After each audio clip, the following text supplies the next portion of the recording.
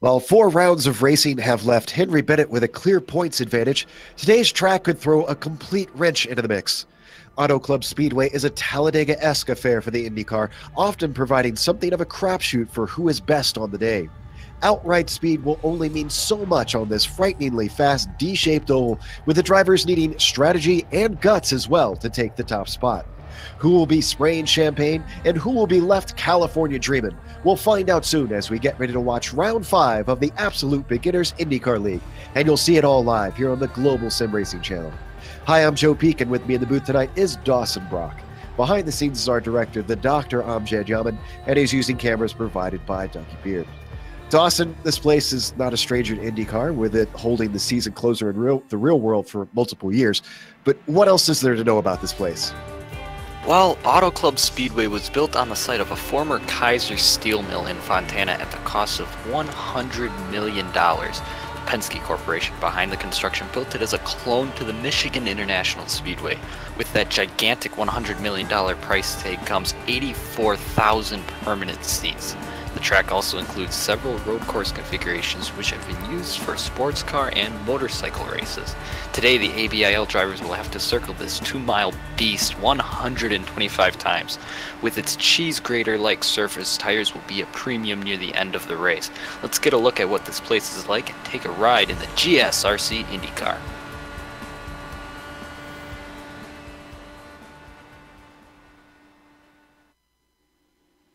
Hello, this is L. Bryce Whitson Jr. coming to you from the Global SimRacing Channel Dallara DW12 here at the Auto Club Speedway.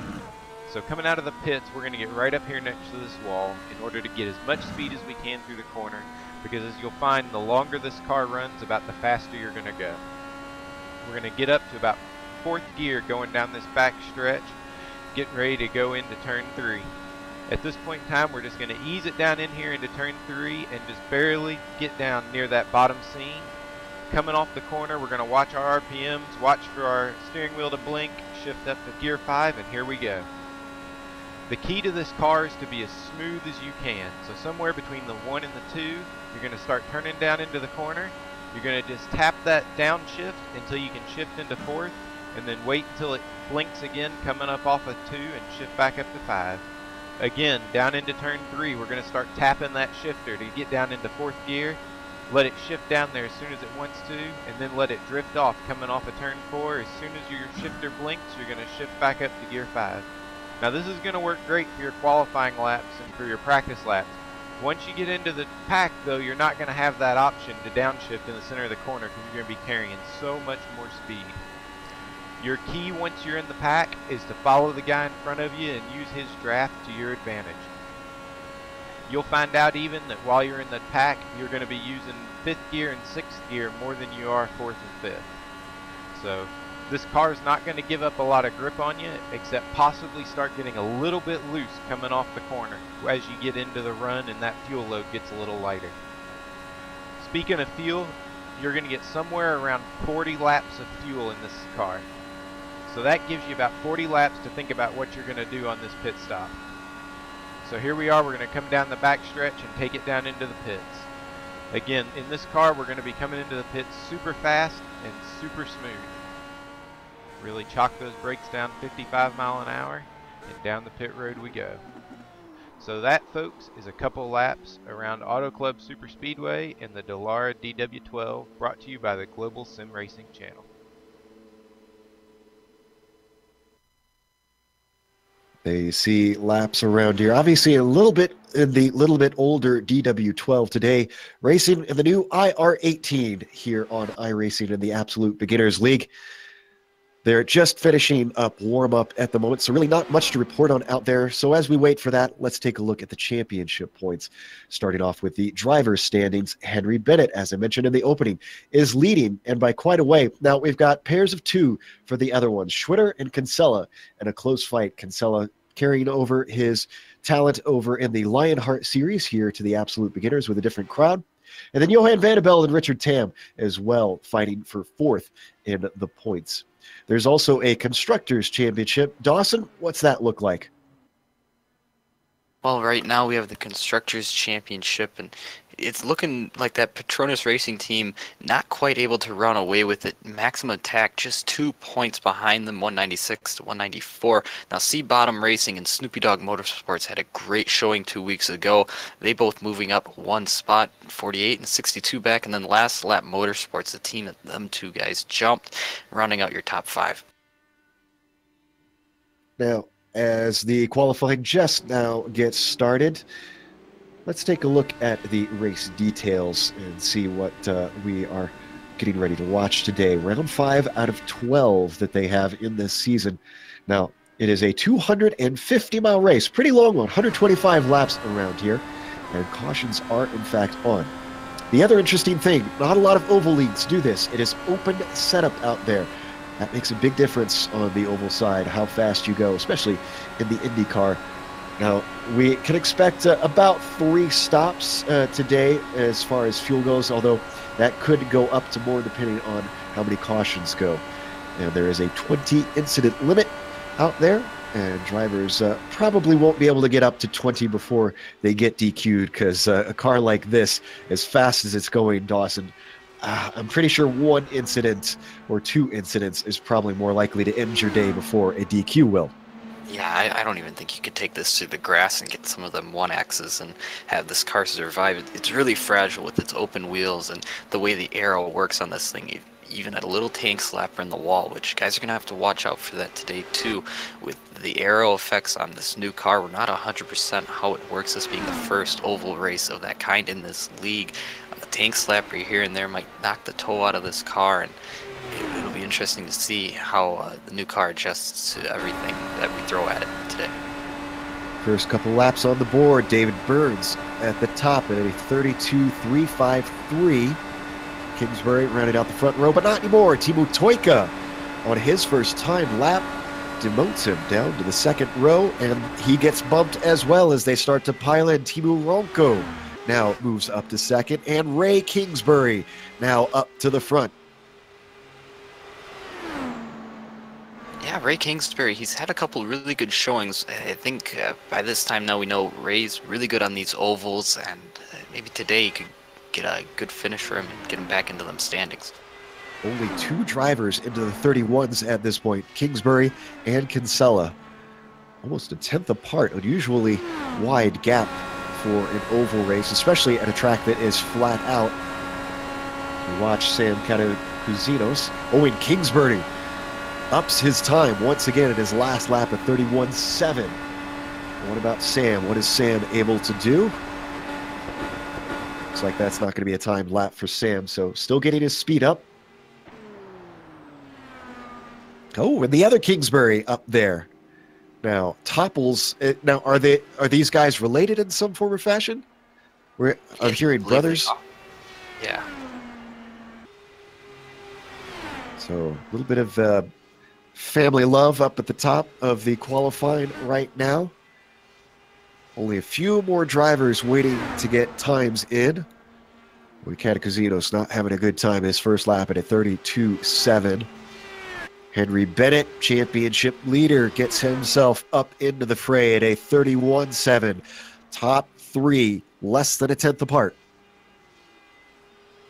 If you remember watching the Michigan race, that was the first race that we had here. Now, granted, that was in the DW12. Now we're in the new car, but the Kingsburys showed up, and they were running out in front for most of the race. So with Michigan and Auto Club being really close tracks, honestly, I would expect to see the Kingsburys do good again. Wouldn't doubt it. Ollie Kwaka coming across, currently sitting in 9th. 32.060 for his last lap. Oh, and Henry Bennett, while we weren't looking, chopped just a few more hundredths off the lap, and he is now in first on the pole.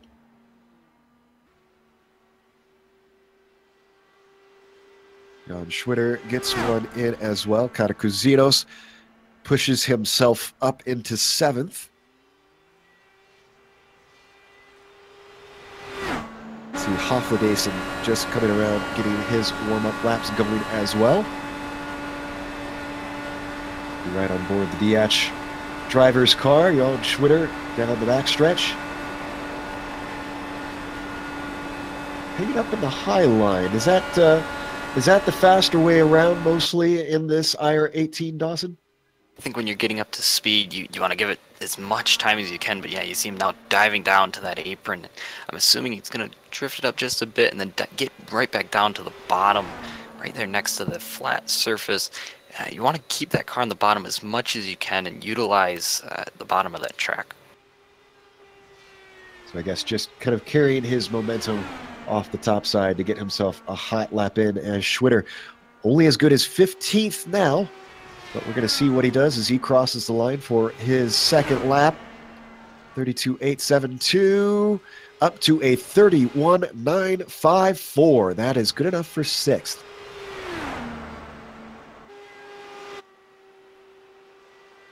Dason gets his first lap in a 32.1. Looks like the more laps you do, the higher your speed gets, so I take it this is more of a momentum track for qualifying. Don't have to worry about the tires going off in the first few laps, Dawson?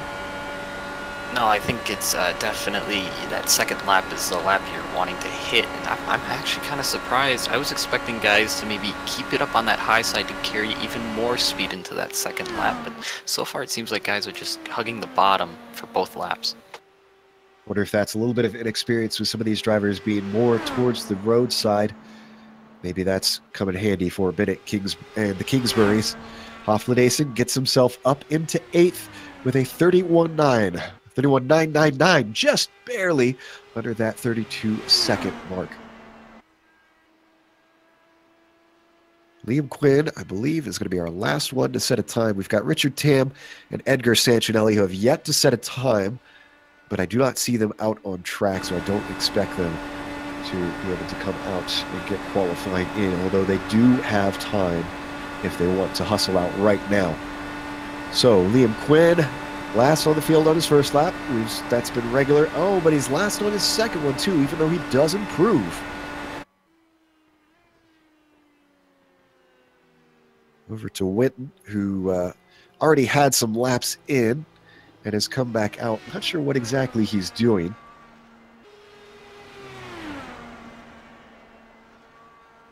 So I think our eyes have gone back to Quinn because he's really the one we want to watch to change the order. Last time across for Liam Quinn. Ooh, wow, that's much better for Liam. Up to a 31.8, and now he moves into 6th, just below Schwitter.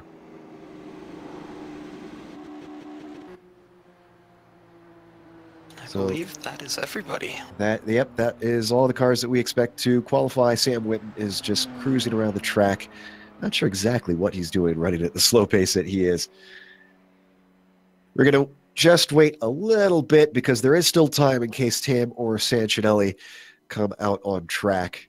So we don't want to preemptively give the order if they change that. Dawson, this is... I have to imagine that this track maybe will eat up the tires a little bit with the wake. You were saying that you were still feeling a little bit, even though this car has lower downforce than the DW12 did. Would that chew up the tires if you run behind someone too much? You know, I think it's if you get that push, it definitely will. And the instinct for a driver is when that car starts to drift up the track is crank and put a little more wheel into it. And if guys get into that too much, yeah, you might see them tires go away. Now, if we get the guys running that high side, maybe we can see tires not wear off as much as running that low side. So we'll see if guys maybe think about that. But it should be an interesting race. I love watching California. A lot of space for guys to get 3 wide, 4 wide, maybe even 5 wide. Who knows? Ooh, 5 would certainly be interesting. Yeah. But let's go to the grid now that has finished up. Henry Bennett, as we said, gets himself onto the pole. Row 1 is going to be completed by Matt Kingsbury. Ray Kingsbury will be just behind him to the diagonal corner. starting in third with Andrew Kinsella next to him in fourth. Jan Schwitter will be in the fifth position, followed by Liam Quinn starting sixth. Michel Rugenbrink starts in seventh, followed by Michael Haflidazen in eighth. Then you go to P9, and Timu Ronko starts in that spot. Top 10, row 5, rounded out by Sam Catacouzinos. Now the guy's just missing out on that top 10. Yao Valverde going to start 11th. David Third Degree Burns 12th. Ali Cuoca 13th. Timu Toika 14th. Fabian Youngblunt 15th. Sam Winton 16th. Johan Vandenbelt 17th. And then Richard Tam and Edgar Sancinelli going to round out the field. Curious to see if Tam and Sancinelli are actually taking to the grid. I don't see them out there yet. I think, it would be a legitimate strategy, because I was talking to Johan a little bit before this race, and he was saying how for him, he mostly just was worried about staying out of trouble. And I talked about this being sort of Talladega-esque, Dawson. I imagine it's probably kind of a bit of the same, maybe just hang in the back and wait for things to play out until the race gets closer to the end. Well, definitely. I think we can expect to see some cautions. Net code is always an issue in these cars. I think that's definitely a viable strategy. If you can stay up in front, great. Otherwise, like Talladega, if you're in that middle section where guys are racing, guys are getting runs, it'll definitely be more of your danger zone, to say. Just waiting for the field to grid up behind the Mustang pace car. And we will go racing for 125 laps here in round 5 of the Absolute Beginners IndyCar League.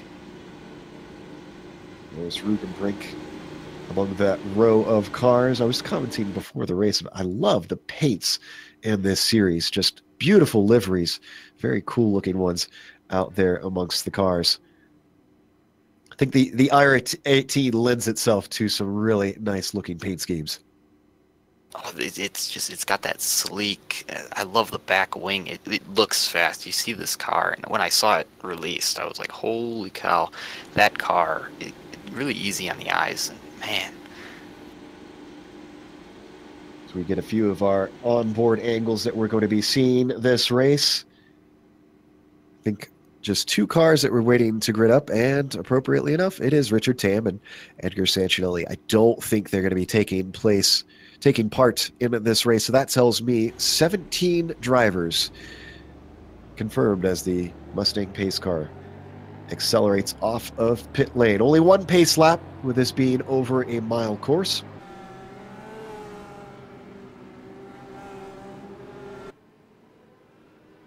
Going to be an exciting one with the way these Indy cars stay glued to the track. As Dawson mentioned, they can really ride just about anywhere they want, even in this low downforce super speedway setup of the car. Not much has changed in that sense between the DW12 and this IR18.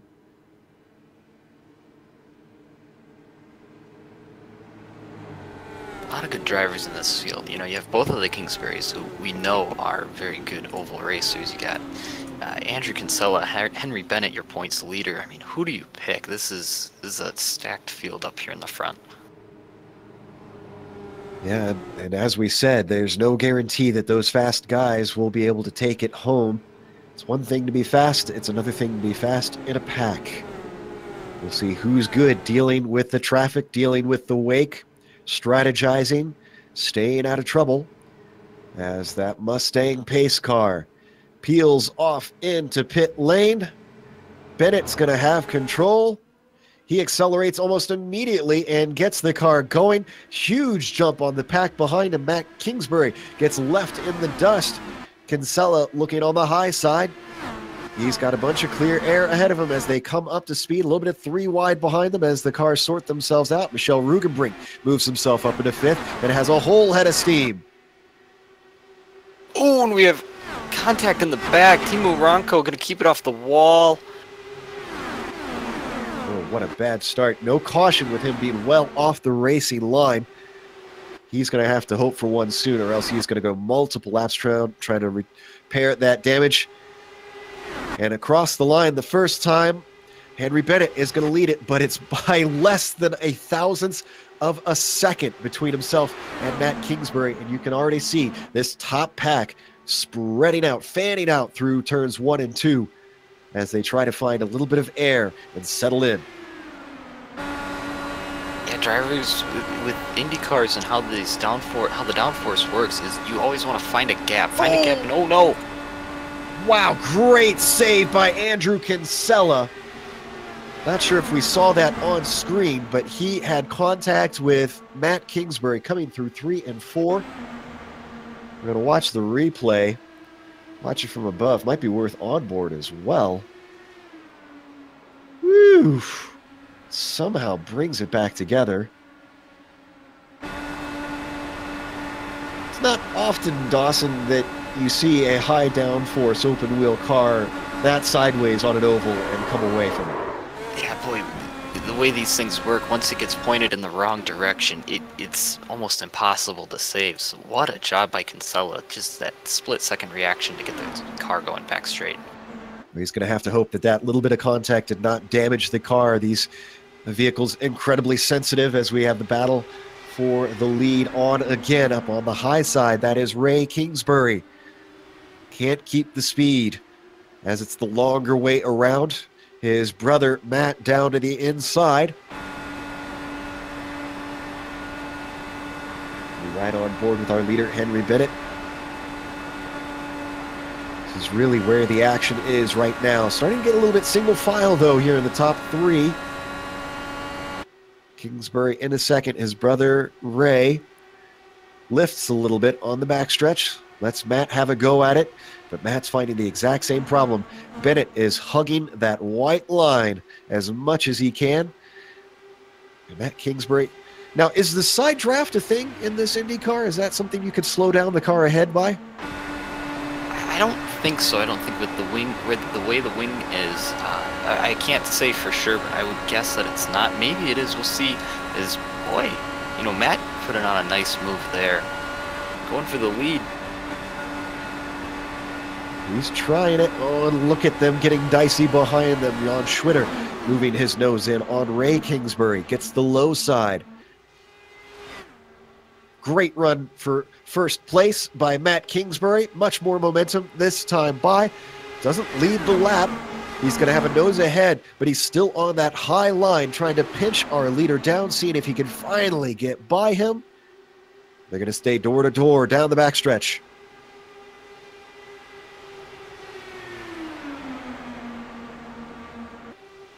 Oh, getting awful close there to Henry Bennett. Trying every trick he knows is Matt Kingsbury. And here comes a 3 wide for the lead. Ray Kingsbury, his brother, shoots it up the middle. But unfortunately, it looks like he doesn't have as much speed as Matt. Ooh, oh, they come together. Off into the wall. More cars come into it. Absolute yellow. Very, very hard racing for this early. Ray tried to squeeze him down below the white line. I know you have a quick repair, but you don't want to have to use it this early. Trying to see who that was, the orange car that got into him. Looks like Sam Katakuzinos for Bushfink. On board with him. How fast this erupts. Ah, yeah. Just didn't have any place to go. Cars down below him. He's basically stuck up there and kind of had to hope for the best. A little bobble back and forth that we saw from Kingsbury. Wonder if that's what caused it. That little wiggle that he had, maybe some netcode involved in there? It could have easily been netcode, maybe on his end. He didn't think he was that close to him, but with these open wheel cars and the way the netcode works, you can't even risk getting that close, and I think this early in the race even. Lap 9, and already we're seeing stops. Matt Kingsbury brings it in, and everybody follows except One, Rugenbrink is going to take the risk. I would think these cars are so glued to the ground that I'm a bit surprised that already we're seeing everybody come in, unless this is most people just stopping for fuel. Nope. Tires for everybody. Yeah, with the way that first run went, I mean, wouldn't be shocked if we get another spread out and, oh no, spin. Andrew Kinsella just spinning it right off the exit of pit road. Embarrassing moment for Andrew. I think, did he have any contact there? There might have been more netcode. We couldn't see it from that angle, but his teammate was coming out right next to him. Andrew probably wouldn't have been able to see him very well. But the way that car just suddenly jerked to the left as soon as his teammate got next to him.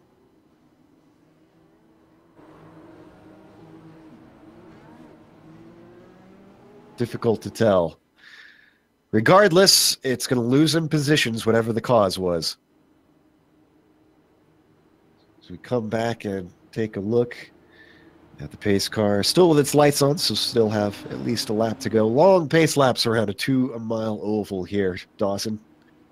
Yeah, and, when you think about the Indy cars and long pacing laps, I know an official Pocono comes to mind, this place too, and I think with the way that Henry Bennett, he started off that race, getting a nice jump, and then we saw the little incident kind of spread the field out.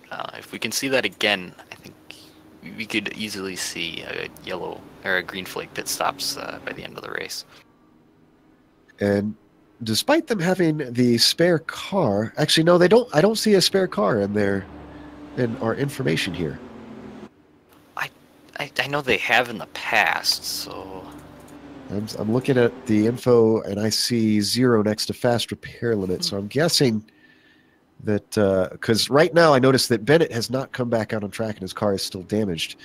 And I would think his car is way too damaged for him to try and save a free repair for later in the race. So I think that's correct. I think they are in a break it, you bought it mode.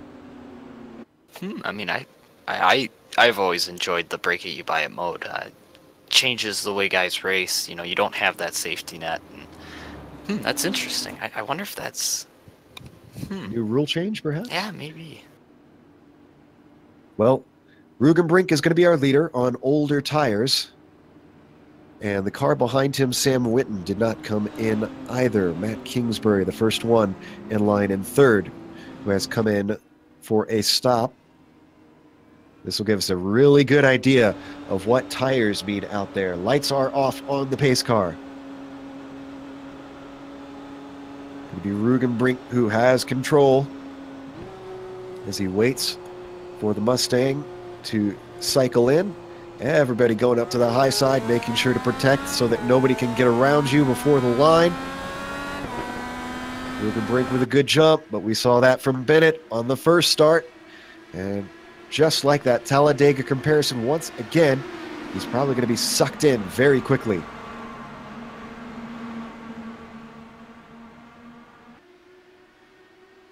Sam Whitten leading the cars who have pitted. And look at that big head of steam for Matt Kingsbury down to the inside. Very quickly catching up to Michael Rugenbrink.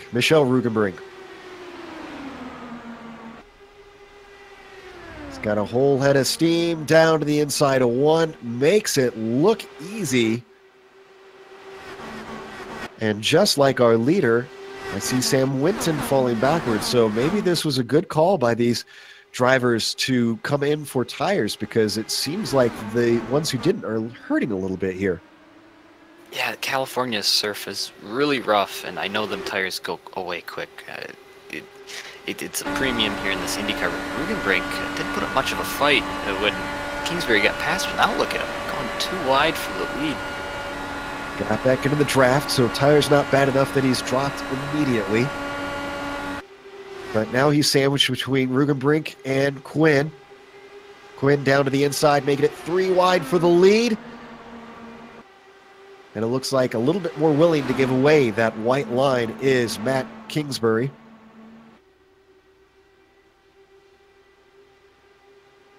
We're going to go 3 wide yet again. Yes, we are. We're going to break way up to the high side. But he loses out on speed, and that's going to drop him to 4th as the car of Jan Schwitter now comes into the fray. And this group of 6 that you see on your screen starting to pull away from 7th place Johan Vanderbilt. Could we see 2 packs begin to form?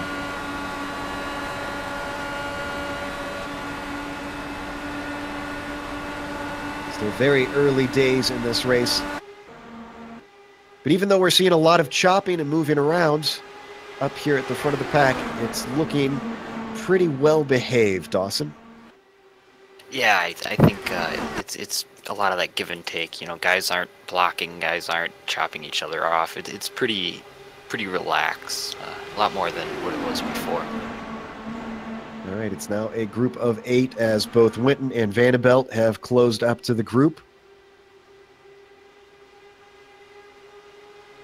Come across the line one more. We are seeing a split, a bigger split going from 11th to 12th. That's João Valverde or / Fabian Jungbluth, who now moves into that 11th spot, to Richard Tam. About 2 seconds between that front group and the back group. So Richard Tam did start the race. He just didn't grid. He started from pit road. So 18 cars started. Number ever fluctuating out there. Oh, Rocco, we just saw on screen, brush the wall. Not exactly something you want to do around this course with the way these cars can be oh so sensitive. This is our leaders once again down the backstretch. Jan Schwitter now up into the lead. He's trying to hold off the inside from Matt Kingsbury. And Kinsella, despite his spin, has recovered. He's up into 3rd.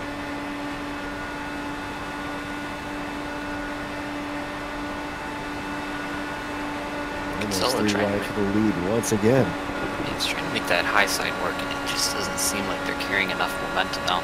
Look at that off the corner. Here comes Kinsella with a great run. That's a little bit of the draft and that high side. Yeah, just going to take it easy. Yeah, that was a big lift from Kinsella. Not willing to try and risk things that much and stick it through a narrow gap.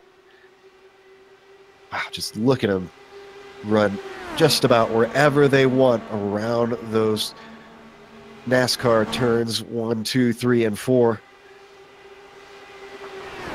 Kinsella's starting to drop back a little bit from these front 2.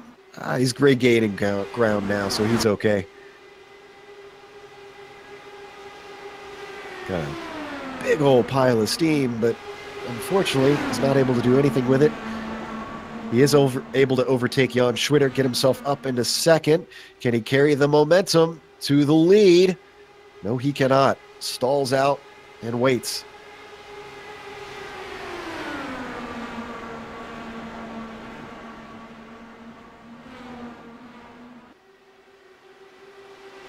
Farther back in the field, that second pack has very much split up now. So there's their front pack, and then it's basically single file.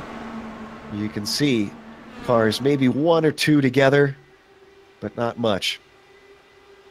Yeah, at this point, them guys who are, you know, 7th, 8th, 9th, 10th, there's no reason to be battling for them spots. I mean, you're just trying to take laps off the ticker and get to the next run and get to the next run. Just keep your car clean. Now, with them being able to run so many different variety of lines, do you expect any bit of this track to get rubbered in? Maybe down by the... Whoa! So we got a big moment there between Kingsbury and Quinn. Matt having to dodge up to the high side a little bit to try and stay out of the back of Quinn. Yeah, I definitely think that you'll see the bottom of the track come in. That's definitely the faster way around. I think in 1, 2, 3, 4, the bottom of the track will get rubbered up. Maybe that'll make that high side maybe a little bit more. I would say the middle before that high side. But once these drivers start losing these tires, their lines are going to all get more similar. They'll have to start arcing it. They won't be able to enter on that low side.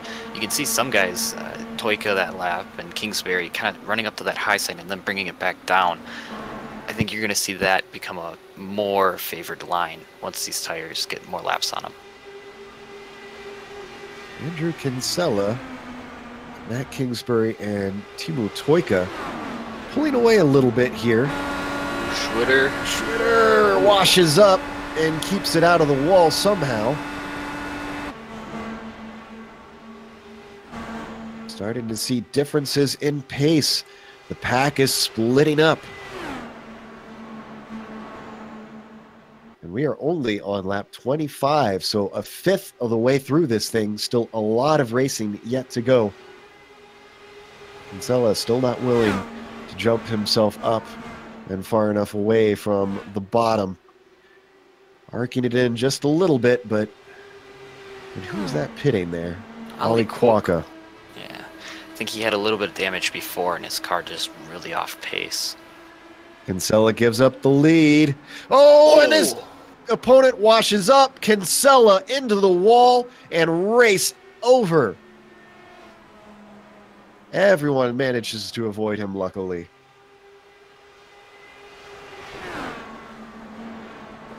Oh, you talked about over time cars starting to have to arc in and the lines getting more similar. Well, their two lines were a little too similar.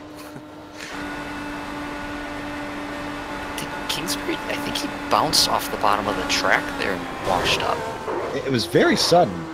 You can see from the Canadians' view, just there was no car, and as soon as he was ahead of him, there was a car. Watch from Kingsbury view. This is great where you can see the left tire. How low does he get here? Oh yeah, definite clip of the apron.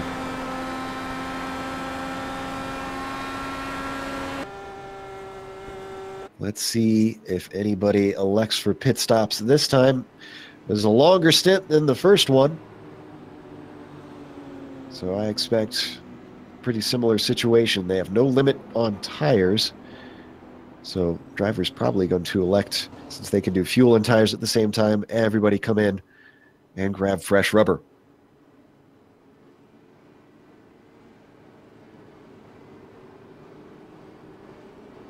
I don't see, where is Rugenbrink? Rugenbrink was 6th, Winton 8th. That's not too bad for them.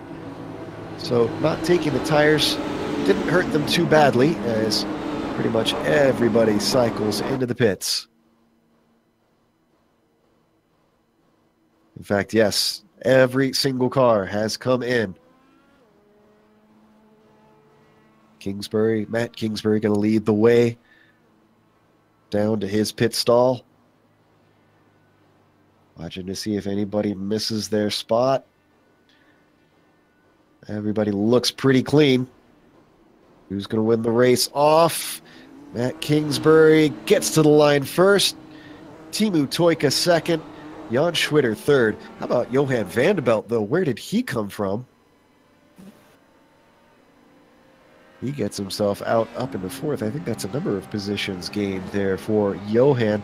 With that, we're going to take a break here on the Global Sim Racing Channel. We'll come back for the restart here in round 5 of the Absolute Beginners IndyCar League.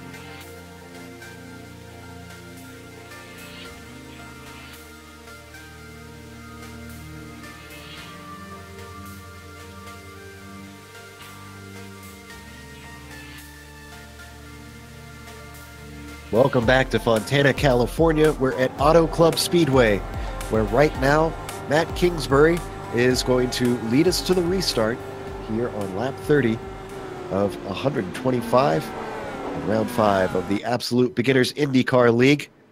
Kingsbury's been up at the front since the start of the race, started on the front row, has been battling for the lead. That, don't ask me to say who's led the most, because boy, it has swapped a lot throughout the race. And as the green flies, Matt gets on the right pedal. He's followed by Toyka. And then we got a battle for third because Jan Schwitter under threat from the fan belt. Looks like he's going to drop back into line, though. Everybody on fresh tires once again. Battle for the lead as Toyka for the Bushfink team comes up to the high side. He's not going to have the speed, but Jan Schwitter, who carries it off of him, looking very good, way up in the high seam. 3 wide for the lead, down into turn 1. They're going to get it sorted out for now, and Schwitter has to settle for third. Another run from Teemu Toyka.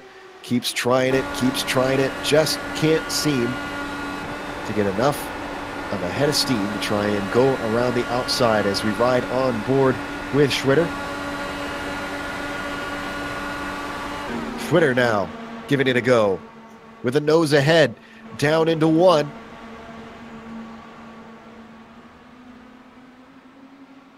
And as that outside line repeatedly, time and again, proves itself to be the longer line, and therefore not quite as fast as the inside.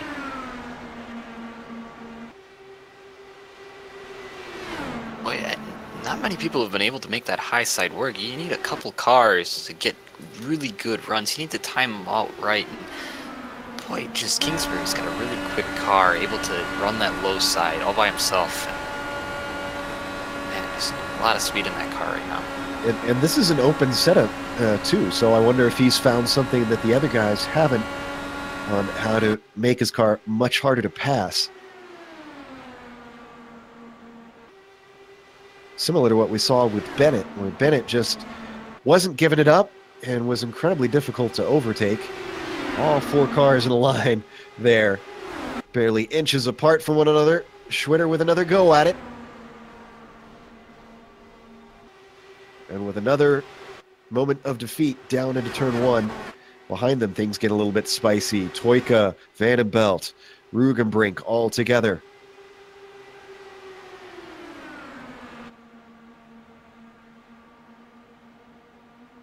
Seeing some great cooperation from these drivers. Other than our 2 yellows, it's been pretty good racing. Nobody really doing anything ridiculous. Vandenbelt going to try that low line there in that green and blue 7-Up machine.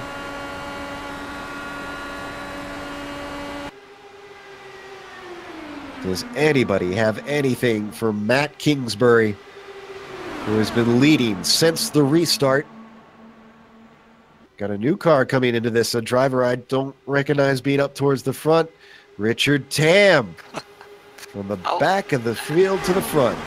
Yeah, starting on pit road, it shows you don't need to put down a great qualifying for these Indy cars. You can run right back up to the front with just a couple cautions. Last week at the road course, Richard Tam, we saw him just consistency, and I mean, man, he's putting on a great show here again. Interesting question from our viewers here, Dawson. Does anybody in this league typically have spotters? I know I'm coming in to cover for Bill here today, for Sean rather. Is that something common with these drivers? I don't think so. I haven't really heard of much of anything. I think normally they just keep it with the iRacing ones. That's an interesting question. I guess I don't know personally. We could ask them in the post-race interviews. But I think that's definitely more of a pro driver thing. We might be able to ask now. We've got Andrew Kinsella after his early exit from the race, ready to talk to us about what happened to him. So why don't we pull him in? and see if he happens to know. Andrew, do you have a copy? Well, it looks like I'll have to give him a second because he doesn't have his mic working quite yet. There we go. Andrew, do you have a copy? I got you. So we have a question from our viewers. I'm not sure if you're aware. Do you know if many drivers in this series have spotters out there? Not most of us. I mean, obviously we have the iRacing spotters. Generally speaking, if one of our teammates goes out in the race, then we'll get some spotters, and he'll just jump in and help. But for the most part, I just personally rely on the iRacing spotters. Speaking of exiting a race early, sad to see you joining us before the checkered flag falls. What's your take on what happened out there? I mean, what was it, lap 2 or lap 3? Matt came down a couple lanes and tried to spin me out there. Several laps later, I worked my way all the way back up to the lead. I have the fastest car. Matt gets a draft, throws it in there, washes up in front of me, and I'm sitting here. It's pretty clear he knew that I had a faster car, and he was going to win by any means necessary. Obviously not very happy about the incident. Next round, you're going to, I believe, a road course again, if I'm not mistaken, Sebring. Do you think you'll fare a little better there? It'll be interesting. I know we have a lot of really, really good road course drivers in this series, so I'll be happy with a top 5, to be quite honest. Like Henry, Jan, I fully expect guys like that to be leading the charge, and I'll just do what I can and hopefully avoid all the carnage and come away with a top 5 just like at Barber. All right. Well, best of luck there, and again, commiserations on your finish. Thanks, Joe. Andrew Kinsella, who is going to DNF today. Meanwhile, on the screen, we're seeing things get a little bit spicy there. Richard Tam pondered going below the white line to make a pass, but then thought better of it. Still nobody able to dethrone Matt Kingsbury. Dawson, this is a fascinating development. Yeah, I think Kingsbury definitely probably has one of the faster cars out there right now, and I think the strategy, the way that you're going to beat him is right now you see he's running that low line and he's never leaving it. He's not driving up the track. He's using his tires more than other people. I think Richard Tam, Team of Toyka, you guys need to save your tires now and beat him on that long run. Now, he's probably got a pretty good long run car too, as we see Toyka running a little higher that time. Yeah, just beat him on that long run. His tires are going to get shot here eventually. Is there something to be said potentially about maybe trying to save fuel as well? If you keep getting runs on him, just hang in his wake and lift on the straights behind him, and then when you have pit stops, you have less to fill and maybe beat him out of the stop? Yeah, you could definitely save a lot of fuel in this draft.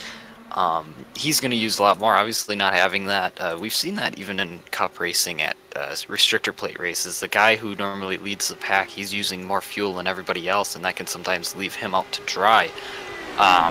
We'll see when pit stops come around how important it is to have guys around you to have that draft. So maybe look for Tam and Toyka to leapfrog him in that sense too. Tam's not giving up on it. Keeps drifting up to the high side on the front stretch. And the car falls back in the corners. Toyka is the one that's just mostly hanging back. I feel like he's saving more fuel than we're seeing Richard doing. Time will tell. The checkered flag explains everything and settles everything. As we come to complete lap 45, getting close to the halfway now. Toyka getting right up under the gearbox of Kingsbury. Starting to throw his hat into the fray, but he can't drift up because there to his outside is Tam. Let's jump a little bit farther back, see if we can find ourselves some battles in the midfield, since this is just going to repeat ad nauseum. Michelle Rugenbrink and a nice little fight with Johan Vandenbelt. And yeah, I think go ahead. The guys back here are kind of all just single filed out and taking the laps off. We see Who is That's that? Quokka. Ali Quokka. Yep, he's Yeah. going a lap down. He's just letting everybody cycle through. Also, good fight for ninth because Valverde, looking to the low side of Burns, is going to get what looks like a decent run off the corner as we ride on board. Unfortunately, no dice.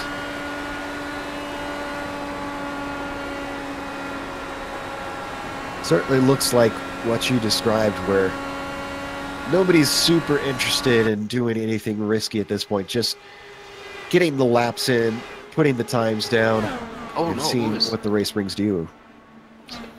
Is that Quokka? Yeah.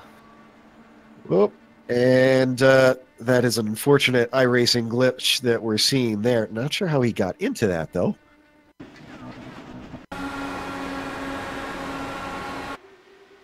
Oh, he was trying to get out of the way on the backstretch, clipped the wall just a little bit. We're going to see. Yep, there it goes. That was enough to cause him to have to understeer into the wall, and this is when you need your barf bag. So we'll just ignore that car down on the apron for the rest of this race, or as long as it takes him to settle down.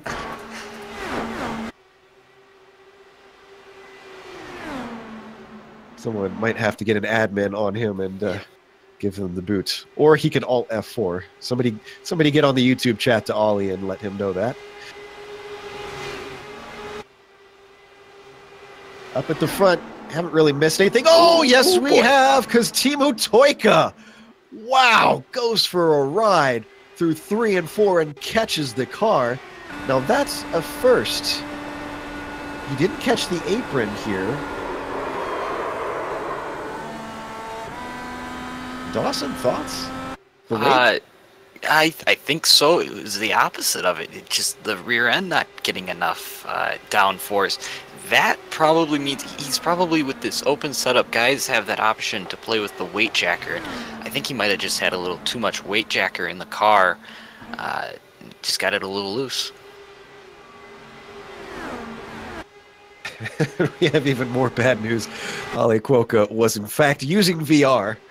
Oh, so, yeah, not a fun time for him. I think I see he's gone now. I think he's shut his computer down so that his car will get out of it. As we ride on board with Schwitter. Schwitter in the thick of it with Katakuzinos and Rugenbrink. These three pretty much dicing it up quite a bit.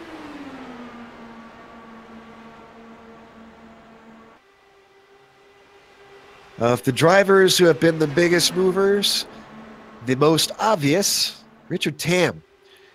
He started this race in 18th, didn't even start on the grid. He's up to second. He's been trying to get to first, just can't seem to pry it away from Matt Kingsbury.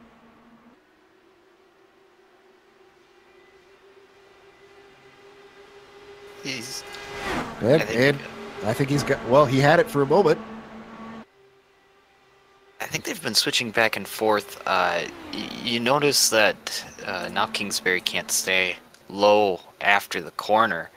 They're having to arc the turns now, and they're kind of switching back and forth here. You see Tam's going to go low and take the lead here for a little bit until they get back to turns 1 and 2. Interesting. And they have spread apart from third place, which was the pack of Katakuzinos, Schwitter, and Rugenbrink, which looks like maybe that's what they're doing as well. While we watch these two packs work back and forth, we have, unfortunately, very early Ali Quokka ready to talk to us. Let's pull him in, ask him about his race, which really did not seem to get off to a good start at all. Ollie, are you a little sick right now? Yeah. I mean, it has been previously, but yeah, car is completely right off. Well, it looked like a not very fun ride, especially since we understood that you did have a VR set. But talk to us about early in the race where you found yourself laps down. What kept you going? Is it mostly points, or did you think that you could get your positions back eventually? Well, first of all, I had a small contact with the wall, and then I was just trying to survive, really, to stay on the lead lap, to wait for a caution, which luckily came. Went into the pit, repaired the car, and I had something like 2.5 minutes optional repair, which I was able to sit Yellow flag. 1 minute of that on the first pit stop, and then I had to go out again to not get lapped. And it looks like we have a yellow flag out on the course. That is Johan Vanderbilt. Sorry to interrupt there, Ollie. No problem. I think he got a little bit of the apron, and you can see on the replay just washed up into the wall. I'm going to watch it on board real quick. Yep, just a little bit of that apron, and that's all she wrote. Well, while they get lined up, Ollie, sorry, you were talking about how your race was going. Yeah, no, I was just, basically sitting in the pits. Then I had to drive out again to not get lapped. I gained about 6 kilometers per hour through that, but I was still like way off the pace. Then the second caution came out at the time when I pitted, because the pack came up behind me and I was about to get lapped, so there wasn't any chance to stay on the lead lap anyway. So I pitted, and at that moment the second caution came out. Repaired the car. The car went slower again, for about 2 kilometers an hour or so. So it didn't help anything, and yeah. Then it was just trying to survive, really. But then at the next point, when the pack came to lap me again, I just wanted to let them by and stop the car, really, because the problem is this is a night race, and I can't really see that well at night. That's the problem. It would have been a late afternoon race, but Yatman's decided to change that on Tuesday. So I tried to race, but that's not possible, unfortunately. Sad to hear. Before we let you go, we've watched you race in 2 very fast open-wheel cars now, having covered IGPS. So what's your preference? Which do you like, the McLaren or the Dallara? Well, it's really difficult, actually. I mean, they are both really great cars. For raceability, I would probably say the IR18, because you can really follow closely, because you don't have that much dirty air, and you can still fight the car a little bit. Whether the McLaren is more on the edge, gives you more performance, but you have to drive that with very smooth movement in terms of driving style. So they both have the positive and the negative sides to them, but I really like them both, really. I can't decide in general. Sorry. No, I think that's a fair enough answer. I don't think that's a cop-out at all. So, but I didn't do 360 today. Well, okay, I did, but a lot of 360s. 200 times or so. All right. Well, hope next week goes better for you, Ollie, and commiserations. Thanks, man. Have fun. Enjoy the race still. It's the last few laps will be really great for you, for the spectators, as well as for you guys. I have no doubt about that. That was Ollie Right. Cuoca, who DNF'd a little early today, unfortunately. As pit stops you saw on screen have finished in your order as they came out of there was Kingsbury, Tam, Schwitter, and Catacuzinos. Now, we were hoping to talk to Johan Vanderbilt now that he's exited too, but I think with the restart coming, we're going to just hold off a little bit, watch the restart. So apologies to Johan on that. Might be able to actually bring him in if he wants to hang out in the booth while we watch the restart, since Johan's a friend here at GSRC. But pace car lights are off. And this is going to be our 3rd restart. Are we down to 10 cars? Yeah, we're down to 10 cars on track. Oh, wow. Well, that is a lot higher attrition than I expected. Hopefully this will give us a long enough green flag run that we might see green flag pit stops. Kingsbury has Tam behind him. We saw they were able to work together very, very well. Now Kingsbury's not getting up to the high line here. Interesting. Most other drivers were. Kingsbury's not worried. He accelerates away. Green flag flies here on round 5 at Auto Club Speedway, lap 61 of 125.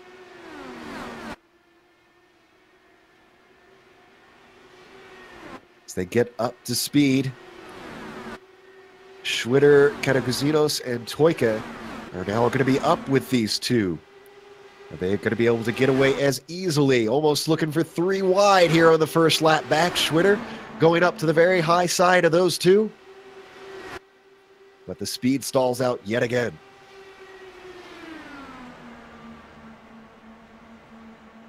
Seeing those Bushfink cars start to get into it.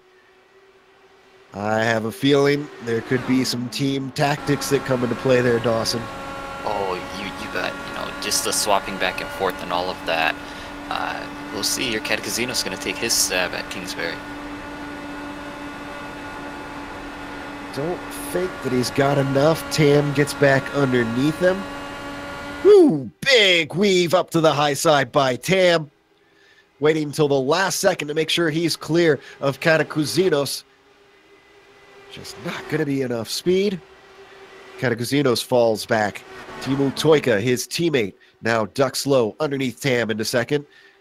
Stalls out.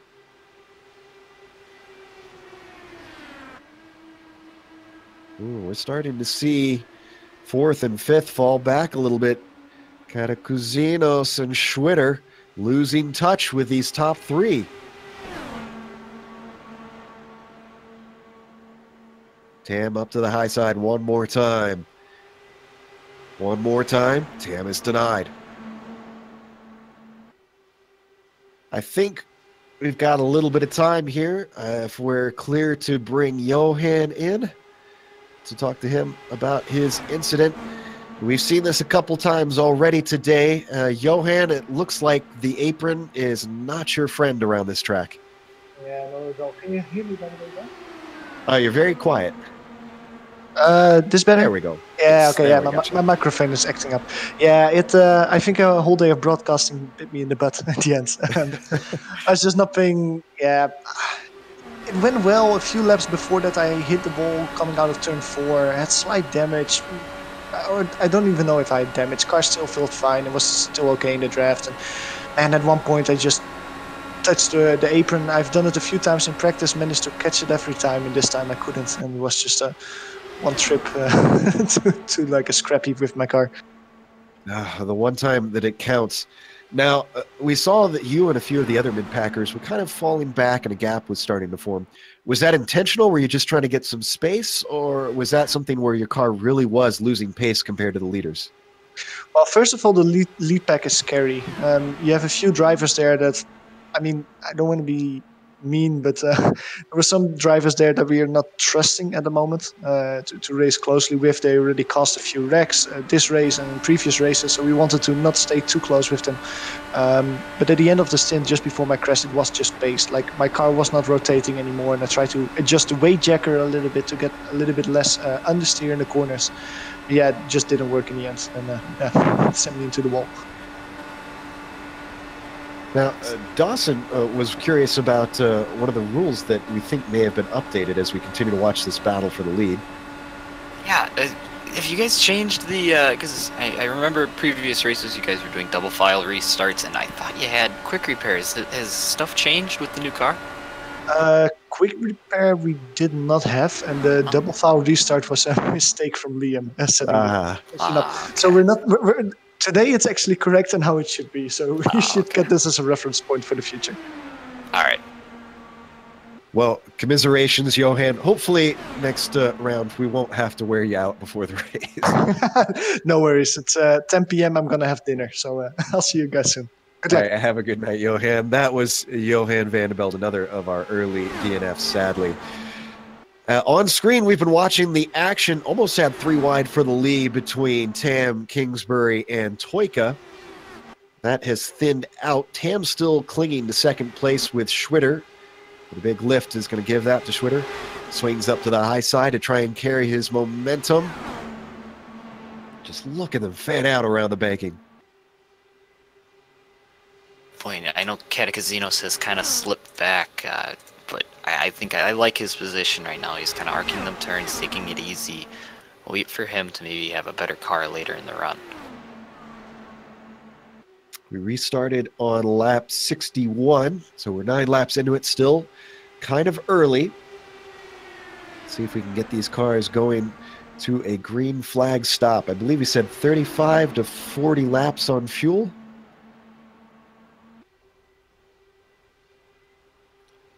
So they come across for another lap.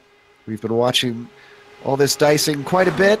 Why don't we jump back to the pack behind them? That's got Rugenbrink, Liam Quinn, and David Burns back there. And other than them, Timu Ronco and Michael Haflidason are the only other 2 cars on track.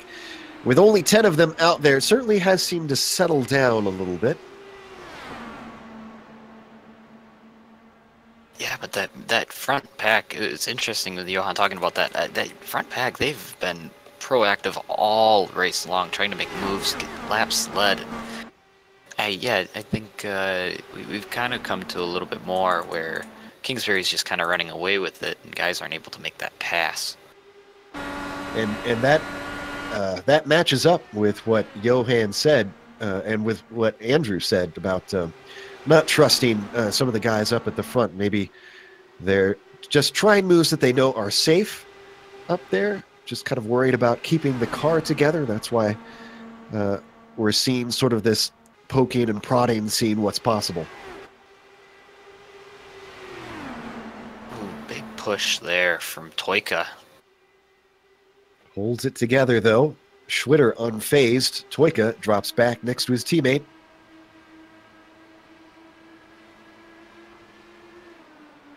Well, good news from the stewards. Ollie Cuoca's black flags have been cleared. So don't think we need to worry about that too much more. Ooh, almost 3 wide up for the front. Schwitter giving it a go. Boy, Schwitter is one to watch out for. Not only, as Kinsella said, is he strong over on the roadside, but he has been up at the front here in this oval race basically since it started. Right on board with the DH driver. I'm assuming, judging by the flag on his car, that he is Swiss.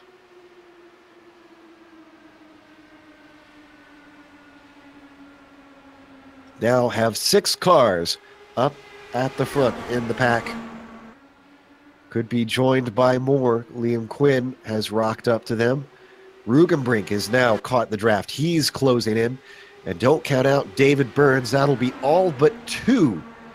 All in one single pack.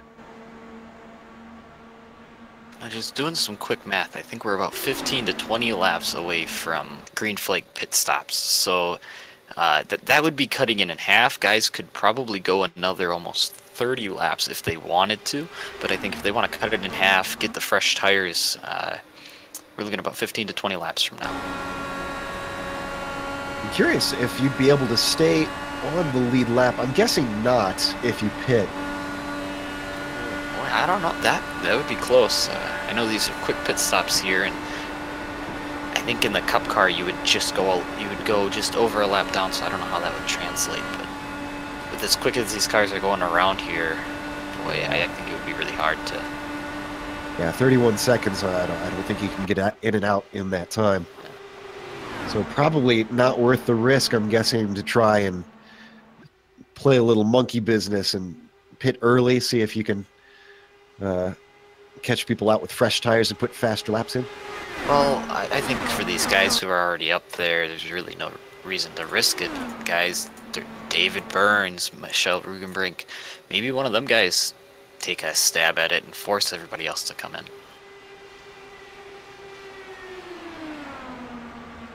Right now, positions continue to fluctuate, except for the top. We saw Tam last stint try and play leapfrog, swap the lead back and forth with Kingsbury. That was long into a green flag stint where the tires were finally starting to wear out. And unfortunately for Tam, he's dropping back a little bit. He might have to work with Schwitter instead, depending on how this all plays out. Tam with a run on Schwitter right now, going low. That is going to catch him back up to Kingsbury. It was interesting to hear Kinsella so candid about Kingsbury in that interview. Drivers usually a little bit more diplomatic when they come and talk to us. So it could be a bit of a rivalry brewing there between the two. It's definitely frustrating as a driver. I mean, look at how Tam's had to work so hard to try and get around a guy, and when he's holding that bottom, there's nothing you can do. And I think a lot of the frustration just brews out of that in general. It's not really a personal thing. It's pure racing. Well, he's going to lead another lap. And so far, it's been pretty pure racing out on track, down to strategizing, using that momentum of that car, seeing what you can do. This time, Tam gets on the underside. Is this going to switch it up? And this time, he's got it. But now, are we seeing what we saw before? Kingsbury slips up behind him. I didn't hear any communication between the two of them over the radio. And he's got to swap spots. So it's starting once again. We've gone long enough green. Now Kingsbury and Tam using the leapfrog method to see if they can get away from the pack behind him. That's Toyka, Schwitter, and Quinn.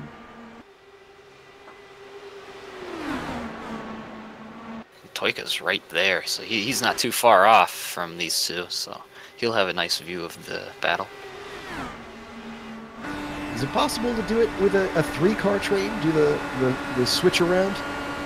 I don't think this is really as much as it is orchestrated as it is just. It looks Kingsbury's just pushing a little bit, and when Tam takes the opportunity, It technically is faster, and there are ways of doing it so that you gain an advantage. But 3 cars, that's pretty hard normally. Not long enough to get that run to get around both guys. Boy, we saw Toyka there at the back of the picture on the right side of the screen. He washed up heavily with both cars down in front of him. Just watch him here again, all the way up to the outside. I'm not sure if he's doing that intentionally or if his car is just, he's fighting to keep it from getting into the wall there. Boy, is he. Yeah, here he comes again. Well, that one looked a lot more controlled. Yeah. Did a good job that time. Maybe playing with that weight check or just everything, trying to control it. You try, I guess the strategy I always took was always try and find an opening in the cars in front of you and get as much of your car in that opening. But with the way these guys arc these turns, and Tam and Kingsbury moving around the track, that line that you pick in the entry can get disrupted in the exit. So you have to prepare for it, let off, do whatever. It's kind of it's a game. I guess it's really hard to guess, get the right choice. So we ride on board with third place. Oh, is he going to look to the inside? Take it away from Tam, maybe? He's going to give it a go, but he can't wash out this time. And he's going to stay in third. Behind them, got a little bit of a battle going on between Rugenbrink and Catacousinos. Catacousinos slips to the inside. Wonder if this is also a little bit of... Catacousinos washes up in front of Rugenbrink. I think Rugenbrink had to get out of that one a little bit.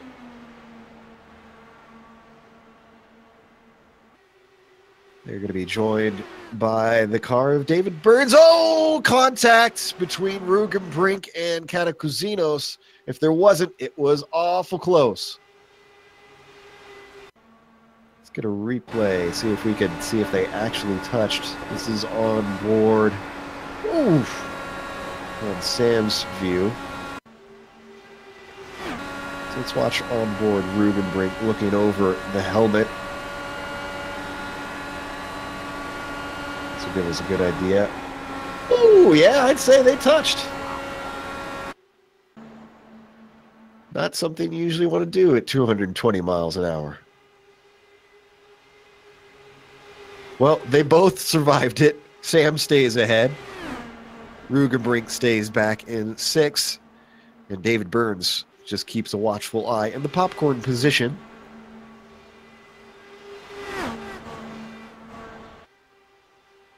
Well past the halfway mark as we jump back up to our leaders at this point. Oh, and Teemu Toika struggling off the corner is going to give up to Liam Quinn. Toika, we should point out, is dropping back actually here. So has Quinn been. Interesting pace towards the end of the run. Go ahead. Yeah, Tam and Kingsbury, I'm shocked Tam has such a fast car. We didn't see him qualify. Did he even put down much practice times? No, he didn't do either one. He's got a really quick car up there, hanging with Matt Kingsbury, who we know is fast. He's about as fast as Henry Bennett was, and yeah, he's doing a great job. Somebody get your pajamas out because Richard Tam is our sleeper for today. Going to swap one more time past Matt Kingsbury.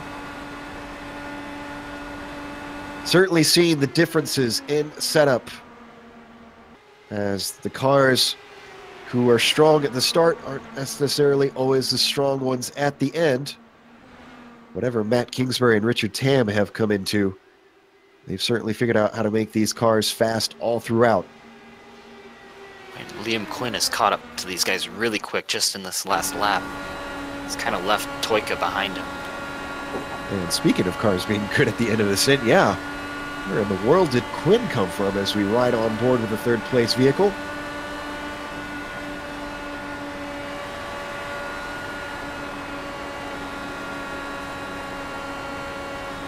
Looking through the order.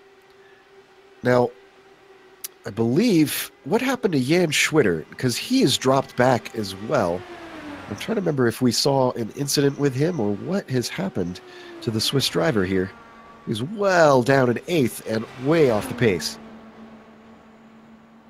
I think he just might have another case of where his car on that long run just not the same as the guys in front of him. I think you might see him bring it into the pits here soon. He'd be a great candidate to maybe take that short pit and gain that time back, hopefully. We'll take a look at the lap times here. From the start of the stint, you know, honestly, they aren't really dropping off. 32 2s, 32 3s, 32 1s. If anything, they're actually a little bit faster now. 32 1s, 32 flats. Yeah, I think they get faster. They just handle worse. A little bit quicker. They have a lot of fuel in them, so when that fuel gets burned off, it gets burned off pretty quickly. The car gets lighter. Definitely a lot faster. All right. So maybe. Go ahead. Yeah, maybe you don't want to take them fresh tires and go back to being slower. Lap traffic coming up. Whoa! And Liam Quinn pits. Well, we said 35 to 40 laps. Well, this is definitely a strategy call.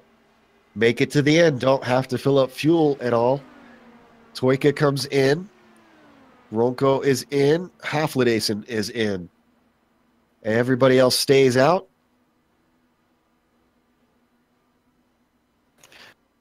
Richard Tam going to bring it in this time, along with Kingsbury. And someone stayed out. Well, that's Ray Kingsbury has returned to the track, but he is many laps down. So that should be everyone, I believe, on the lead lap has now taken their stop or is in the process of getting it right now. Have Burns, Rugenbrink, and Catakazinos? Oh, no, you are right. You're right. They have not come in yet. Katakuzinos is leading, but Rugenbrink is in.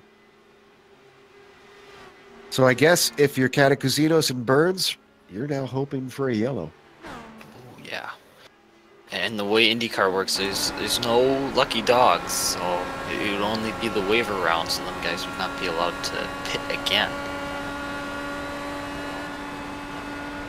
Right on board with Burns. Curious how long they're going to risk this. We've seen that it's not really going to cost them on speed, so... And actually, Burns is going to come in. I think the only thing Katakuzinos doesn't have going for him is he doesn't have a car around him to draft and get them quicker lap times. He ran at 32.4 that time. Matt Kingsbury just out. Let's see what he maybe puts down. He's only maybe got a couple more laps of fuel. Depends on how much he was saving. Michelle Rugenbrink. That could be a caution.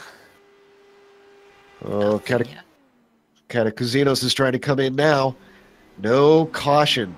Luck for Katakuzinos, as he was ducking into the pits desperately trying to beat the yellow. Now, let's see. The 21 is Matt Kingsbury. Apparently caught him as he was slow coming out of the pits.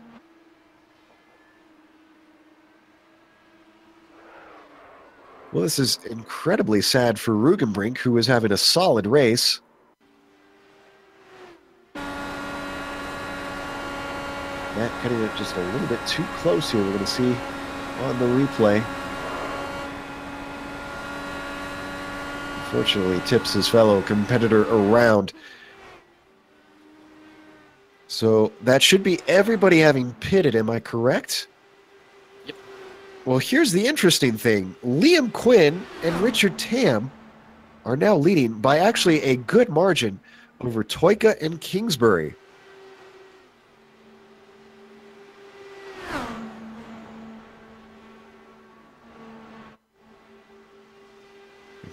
Kingsbury, I believe. I'm going to see how far behind he came out. If this was in the pit stop that he lost time, I'm seeing he is a much longer from cone to cone than those around him. Oh, here's what separated him. Kingsbury missed his pit stall. Ooh. So that's what put him back at a gap. Now, the other question is, with that contact, is his arrow messed up at all? Because he could be losing time there as well. He's putting down 32.2s, which is on pace with Quinn and Tam, so...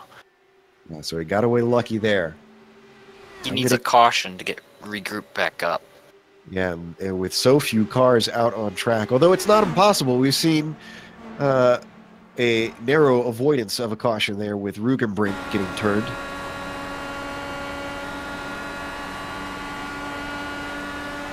Now past the lap 100 mark as we continue to watch our two leaders, Quinn and Tam.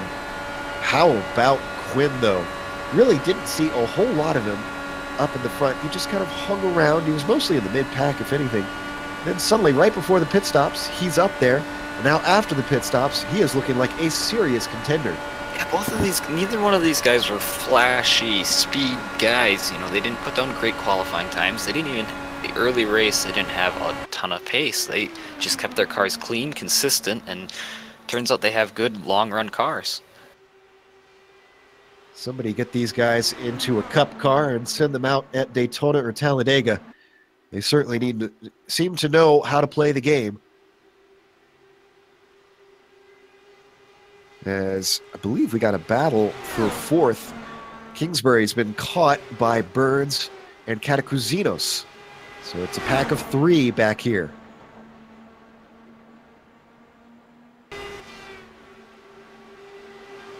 And this group is split from the top two by Toyka, who's really in no man's land, just running his race by himself.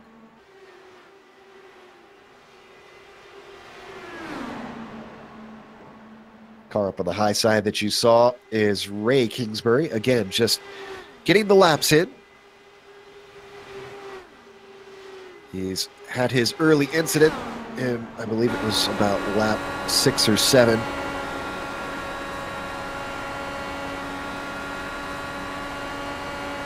to ride on board with Matt Kingsbury, his brother, still very much in this fight. Up around the outside, Burns finding the same problem that every single other car has found in the early run. Kingsbury can hold the low line all he wants and just doesn't have to give it up.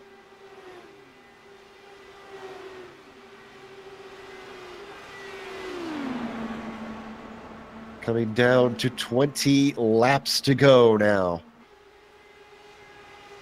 But while we don't have Sean here, you know what that time means, Dawson? It's time to boogie. And Kingsbury. Oh no! Is that our caution? That's Michael Haflidason. Up into the wall. There's the caution. So what happened here? Let's look at the replay. Kingsbury wanted the inside. Haflidason doesn't realize that's the way he was going to choose. Could have been a little bit of netcode there. From that angle, it didn't look like they actually touched. Much from Kingsbury's view.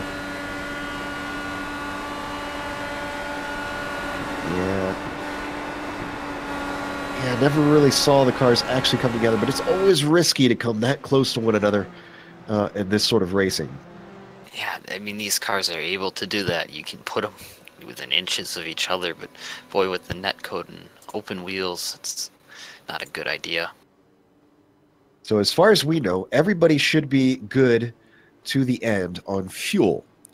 Now, who is willing to take tires? That's the big question. Let's watch and see if anybody comes in. If no one comes in, we'll send it to break here in a moment. I think we're going to see everybody take tires. I think with what we got about 10 laps on tires. Well, in a good 15-lap stint coming up here. Once we go back to green. Somebody might risk it in the back. There you go. David Burns. That's Rolko stays out. Burns, like you said, everybody else in. Well, Ronco 3 laps down. He'll get a lap back if he doesn't pit next time. Curious if Kingsbury will be able to hit his stall this time. This is our leader. Quinn is in clean. Oh, Kingsbury missed it again. This time under yellow, so it really won't hurt him as badly, although will cost him track position most likely. Okay, Casino's able to leapfrog him. Time for Matt Kingsbury to do a few practice runs on pit entry.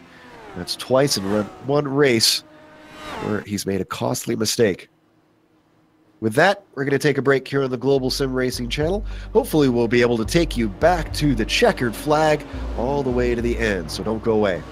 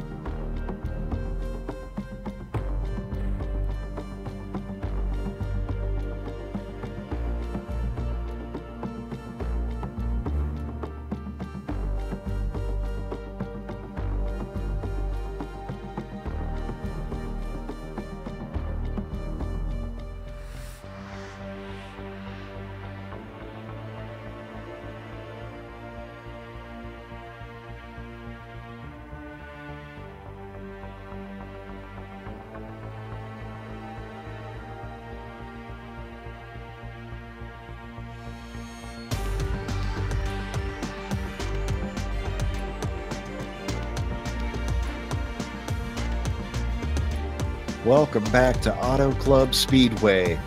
We've had a recent caution here at the end after a long green flag run. Last time we went yellow, or last time we restarted Formula, was on lap 61. Drivers did have to do green flag pit stops. They still came in for tires, even though they were only 10 laps old. Now we're going to see who can take it to the end. Hopefully, we go green all the way to the end. Ronco recently got his lap back, but it's David Burns who decided not to pit to bank on track position, seeing if there's anything he can do to try and keep back the cars of Quinn, Toika, and Tam.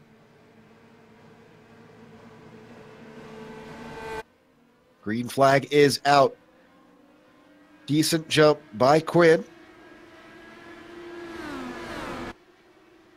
This is it. About 16 laps to go. Quinn has been the man to beat since the end of the last stint, since the pit stops. Toika holding on to him. Richard Tam surprisingly a little bit far back. In fact, is going to fall into the clutches of Kingsbury and Catacuzinos. How long can David hold off Quinn?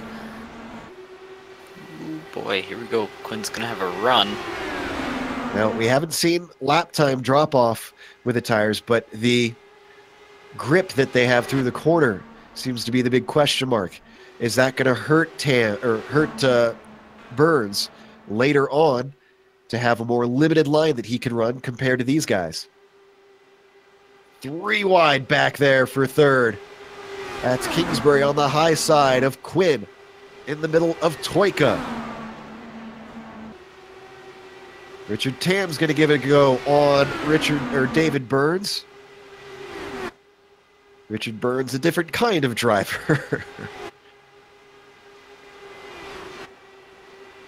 Down into one they go. Tam not able to hold on. Already Matt Kingsbury getting up into the mix. He's going to duck low. Box in Richard Tam. David Burns gives Kingsbury the line. Now Kingsbury has been very good at holding that inside early in the run. Now that there's a lot more on the line, you can see just how racy the cars are getting. Ooh, 3 wide for third once again as Liam Quinn shoots it up the middle. That's going to get him into third place. Poor Sam Catacuzinos had to duck high to try and stay out of his way.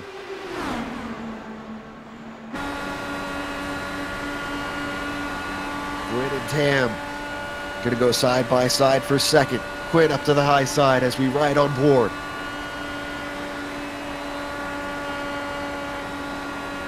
They stay in order. Quinn third, Tam second, Kingsbury first. Tam gets a great run down the backstretch. Kingsbury glued to that white line, but he doesn't have a nose ahead. What can Tam do? Momentum is holding on. Not quite enough through 3 and 4. Here comes Quinn to have a go at it. Quinn a little bit too far back down into 1 and 2. Kingsbury has played this game all race long. Hold the white line and pray that nobody gets the speed. But how long can he fend them off?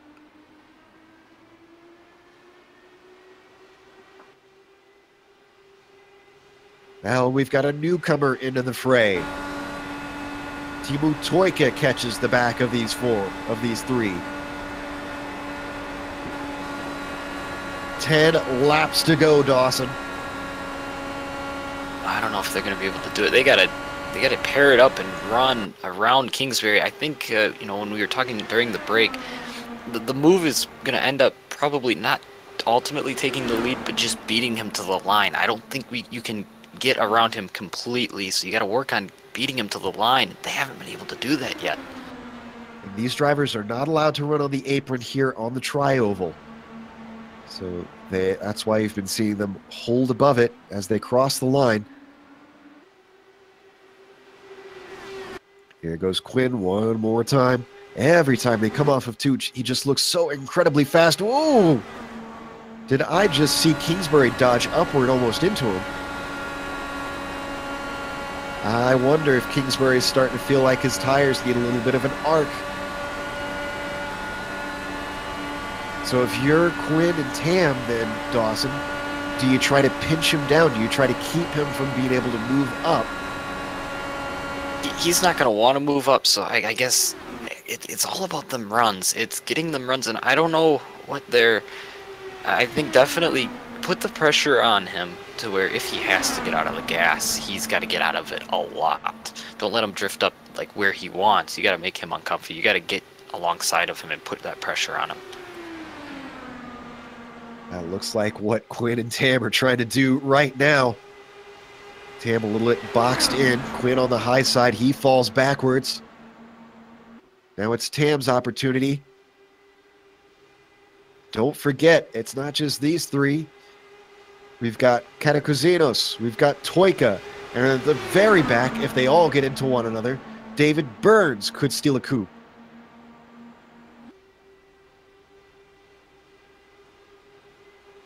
Notching another lap off of the ticker. And still, nobody is able to get past Matt Kingsbury. He's led so much of this race. His car, good on the short run.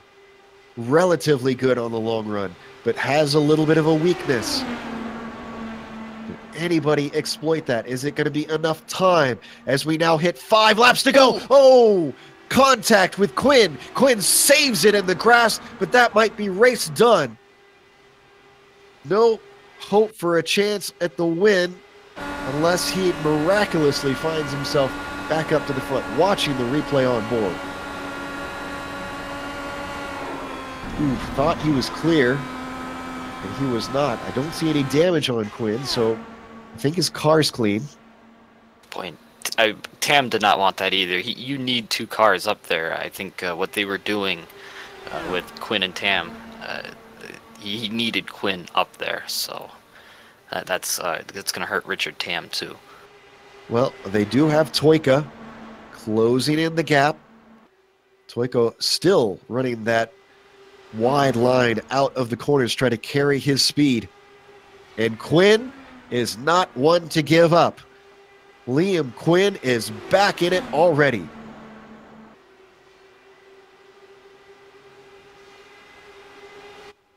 Here we go. Just a few miles left in this 125 lap race. Who can dethrone Matt Kingsbury, if anyone? Another good spate of momentum there from Richard Tam.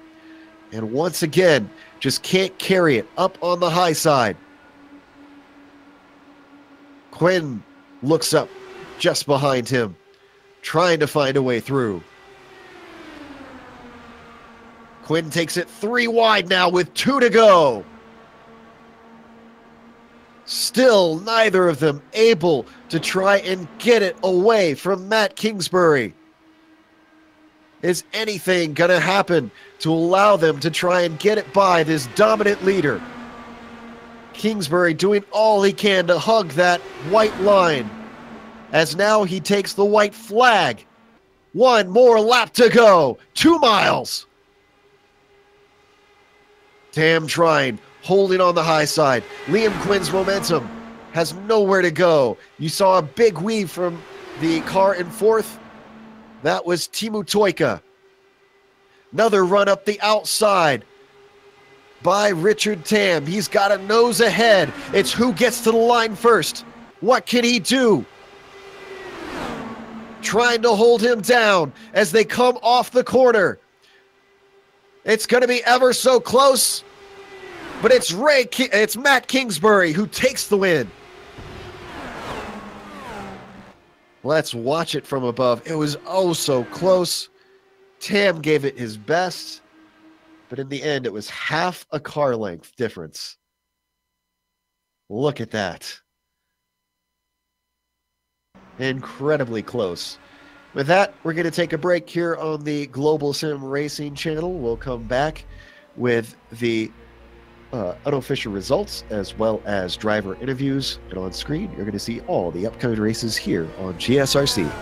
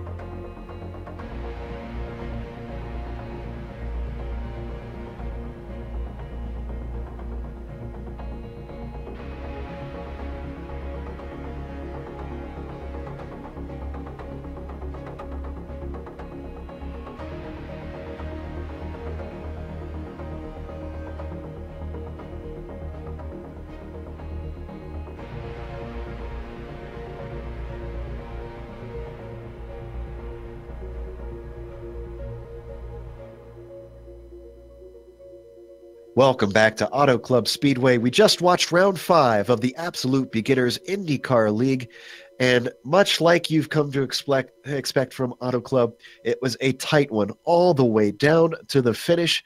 But in the end, nobody could take it away from Matt Kingsbury, who took it all the way to the checkered flag and won it. Richard Tam, how about this guy? Didn't even start on the grid, managed to keep on the lead lap, comes from 18th to finish 2nd. Driver of the race for me, Liam Quinn finishes in 3rd just behind them, with Timu Toika taking a quiet 4th and Sam Catacousinos being a little bit up and down the order but finishing 5th. David Burns, another very quiet driver, takes a 6th place with Jan Schwitter falling back late on in the race, only good enough for 7th, a lap down. Timu Ronco as well finished multiple laps down 8th. Michael Haflidason, a late race incident, puts him in 9th, and Michelle Rugenbrink rounds out our top 10. Ray Kingsbury gonna sit 11th, 66 laps down. Yalvo Verde, Johan Vanderbilt 13th, Sam Whitten 14th, Ali Cuoco, we talked to him 15th, Fabian Youngblood 16th, Andrew Kinsella, very fast car, gonna finish 17th, Henry Bennett, probably one of the early favorites, he's gonna finish 18th, and then Edgar Santinelli, a no-show. With that, we have our winner waiting to talk to us. Matt Kingsbury hugged the white line to take the win away. Matt, there was very few times that you weren't up at the front. Did you set the car up to run out in that open air? We did, but we set it not to hug the bottom, but we had some damage, so we had to really put it on the white line, unfortunately. Oh, so you were dealing with damage for most of that race, and you still held people off? Am I hearing correctly? Yeah, we had about 3/10 worth of damage on the car. Wow. Okay, that makes that even more impressive, the way that you were able to fend off all comers. Now, late in the run, we were seeing that you were kind of playing leapfrog with a few of the other drivers, like Richard Tam. Were the tires just losing grip towards the end of the run? Because we didn't see any of the lap time drop off. They were. We were actually trying to just pull a gap. I trust Richard enough that if I lost him, well, that'd been fine with me. So I figured we'd try to pull away from the guys behind us and just get clean air because we knew Liam was coming. But once that final restart hit, with fresh tires, I could pin the bottom down the entire time. So that certainly seemed like the case. Well, congratulations on the win. You certainly had to fight off a lot of people to take it away. Will we see you at Sebring? If I'm around, yes. All right. Well, we look forward to that race in 2 weeks' time. That was Matt Kingsbury, who was our winner today here at Auto Club Speedway. Dawson Brock, in the meantime, has caught up with second place finisher Richard Tam to talk to him about his race. Yeah, Richard, you know, we didn't really have many expectations for you. You didn't put down a practice time. You didn't even put it down a qualifying time. You didn't grid up. You started. All of a sudden, we're like, wait a second, who is that? That's Richard Tam. He's coming up, making a run for it. And boy, you had a really fast car compared to them guys. Was there just a strategy to take it easy, or where did all this speed come from? At the beginning, I was just trying to take it easy, and and I realized that I think I got really lucky on the first caution because of the early incident, so that kind of gave me a chance. And here at Auto Club at night, it seemed like there wasn't really any aero push at all. So I was just trying to manage traffic, trying to see who I can trust and whatnot. And I somehow found my way to the front with Matt. So wasn't sure how it worked out, but it worked. Well, yeah, we saw Matt. He had that car pretty well hooked up. We'd hold that bottom, and we were sitting there. We were seeing if you could maybe get around him, but just not enough. He had you. Was there any other things you could have tried, or was he just too quick? Matt was very good. He was able to cover the over-under, so I knew that my only chance was going to be the outside, which is why pretty much the entire race I was working on the outside. Obviously, at the end, I was trying to pinch just a little bit, but not pinch too much in a way that would cause an accident. And I was just trying to get enough of the draft so I can make a move on the outside, but I just couldn't really make it work at the end. Yeah, well, you had some long pace, some long run pace, and we thought had that thing gone green, you and Liam Quinn, that would have been a good race to see. but you came up with a second place finish. Can't be too mad about that. I believe that's your best finish of the year so far. Yeah, I was consistently like in 8th or 9th, so to get a podium in second place is I'm really happy about that. All right, well, we'll see you at Sebring in 2 weeks then. Yeah, that's the plan. So I quite like Sebring. I did some early testing, and it's a bit bumpy, but I think I can manage for the full race distance. All right, well, thanks for stopping by. That's Richard Tam, your second place finisher. Congratulations. Thank you. All right, up next, I believe we have the last of our podium, Liam Quinn, waiting to talk to us. He was another one who was a bit of a driver who just kind of waited in the wings until later in the race, and suddenly we noticed that Liam Quinn was a fast car. Liam, when was your go time? Liam, you got a copy? Looks like Liam's mic might not be fully working here. Give him just a little second to see if he's got it. And unfortunately, it looks like not the case, so we'll duck Liam back over there. Oh, that was that. I think we might have heard him. Let's try this again. There we go. Now we got Liam Quinn. Okay. Yeah, sorry about that. Split second too early on the trigger. Liam, it seemed like you were another one of those drivers that just kind of waited patiently. What point was your go time? I was hoping to try and pull out at the front at the start, but I got a bit of damage with Matt, so I had to try and get back with the cautions. From there, it was just work through the field as quick as possible. Well, it certainly worked well. You and Richard Tam for a while were swapping positions back and forth. If it wasn't for that late caution, do you think it would have been down to you and him for the win? Easily, I think. Yeah. Now, we're used to seeing you on the roadside before we've come over and watched you try your hand over at the ovals in the IndyCar here. Do you think you're going to do better over in the at Sebring here in the IR18? I enjoy Sebring. I think my results tend to be stronger on ovals these days, but I'm looking to do well. All right. Well, congratulations on a podium. Commiserations that it couldn't be a couple steps higher. Thank you. That was Liam Quinn. I believe we have enough time for one more, and I see Michael Haflidason waiting to talk to us. So let's bring him in to talk to Dawson and see what he thought about what was probably a little bit of a disappointing end to a long race. Yeah, you came. It was a tough race for you. You kind of ended early. What happened? Well, basically, right in the beginning in turn 2 on the start, I actually made a mistake, hit the apron, and since then I had some damage to the car, but I thought I was going to fight on because somehow I thought I was going to get a lucky dog, but then soon remembered there was no lucky dog in the car. So yeah, the whole race has really been a waste, but it's been fun. I mean, I'm still learning the IndyCar. Yeah, this car being new, is how big of a difference is it from that DW12? Is it hard to learn, or just in general the IndyCar? Well, over the long run, it's a lot to learn. Over one lap, I don't feel any big difference, but over the long run, I feel a really big difference with the aero push and all those other things, tire wear and fuel consumption. Yeah, we definitely saw a lot of guys. Tire wear was a really important part. How big of a part was that to your setup? Were you really setting it up to get it to have that long run pace?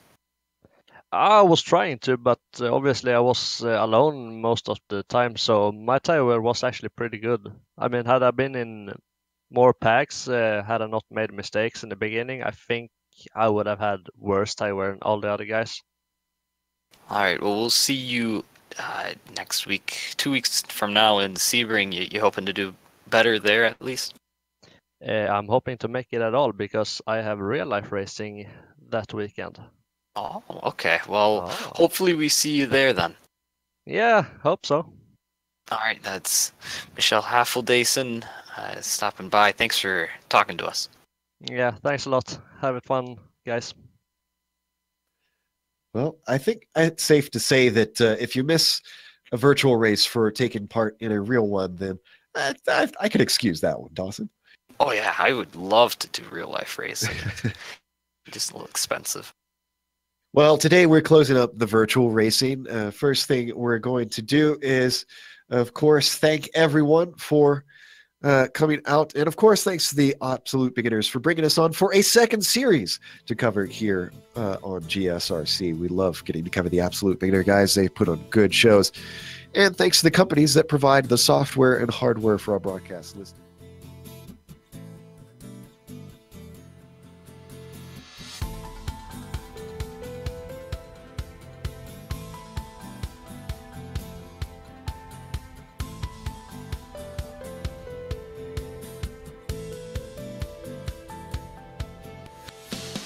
Us out on social media on Twitter at GSR Channel or Facebook, Global SimRacing Channel, as well as Instagram, GSRC_Graham. And if you want to see all of our upcoming races in your YouTube feed, all you got to do is go to our YouTube page, click that big red subscribe button. Please do it now if you have the time, and you will get everything upcoming. Make sure that you don't miss a single race here on the Global SimRacing Channel. The next race is going to be at Sebring, Saturday, April 14th at 2:45 p.m. Eastern. We also have upcoming races for other series listed on the screen, so check those out and mark them down on your calendar. However, until next time, race clean, race hard, and we'll see you on the track.